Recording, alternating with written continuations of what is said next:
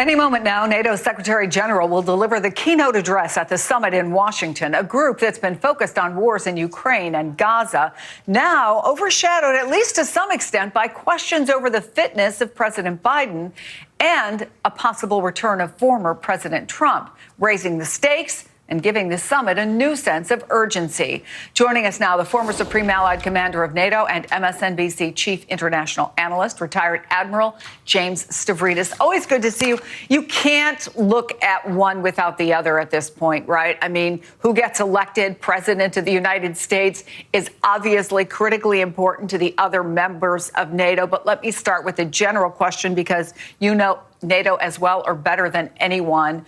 What are your big questions as the summit gets underway? Oh, I think you put your finger on it. It's a tale of two presidents. President one, the current president, all of the other heads of state and government. This is a gathering of eagles. This is peers, the leaders of France, Germany, Italy, some of the biggest economies in the world, all looking at Joe Biden, assessing him, his fitness, his voice pattern, his speech, his gait, all of that. The other president, former President Trump, who may come back again, is part of the quiet conversations off to the side, Chris, where the other NATO countries outside of the United States are talking about, if Trump comes back, what does it mean for the alliance? Can we hang together? Will we have to massively increase our defense spending to accommodate him? All legitimate questions. So that's the back and forth. What I worry about and what I hope is that Ukraine can still stay on the top of the agenda. That's job one for the NATO alliance, to stop Vladimir Putin. So despite the back and forth about the U.S. president and possible president to be, well, let's focus on Ukraine. That's what I'm looking for and hoping for. Do you think they can do it? I do, simply because of the exigencies of the battlefield are such that they're being constantly briefed as a group. When I was Supreme Allied Commander, I would go to these summits, prepare briefings. In those days, we talked about Afghanistan. Now the central mission for the alliance is Ukraine. All of that is going to move forward. And as the video you're showing demonstrates, Russia is smashing its way through Ukrainian civilian infrastructure, attacking hospitals, electric plants, water treatment facilities. These are war crimes. They're happening in real time. I think it will break through the drama about the U.S. presidents. Look, world leaders don't like to get involved in the domestic politics of other countries. But given the stakes and given what you know and the people that you know who are leaders of these various countries, it went through my mind as the question was asked of Justin Trudeau, Prime Minister, do you have any concerns about Biden's age or mental acuity? And he said, good to see everyone here this morning. Could you see it possible to say, I don't get involved in domestic politics. I will only tell you Biden has been a great leader of NATO, or some version of that, if that's what they believe? Or are they just going to duck every time? What possibility do you see for them to in any way get involved in any of this? I think if you were advising a head of state and government from Canada, Italy, France, Germany, or any of the other NATO companies, you would tell them there's no upside to being involved in this conversation. I think that the furthest they might go is what you just said, Chris. And I think a leader like Trudeau could have said something like that. Look, I have enjoyed my time working alongside President Biden in this alliance.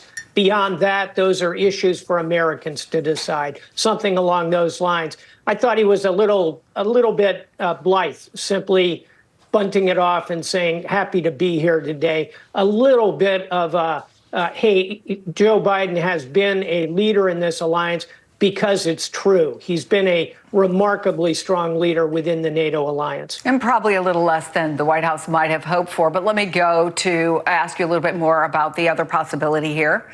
Former President Trump, a wild card. He's called NATO obsolete.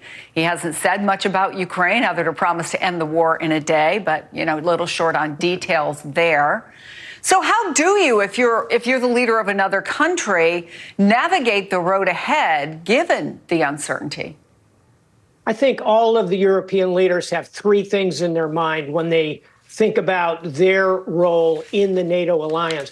One is the spending, the defense spending. The good news is now over 2/3 of the NATO European nations are hitting that 2% of GDP goal. I suspect that's not going to be good enough for a Trump administration. So they're beginning the conversations about, are we going to need to raise defense spending even more? As a former Supreme Allied Commander of NATO, I would say, look around your neighborhood, look at Vladimir Putin, look at the events in the Middle East just across the Mediterranean from NATO. There's pretty good reason to increase that defense spending.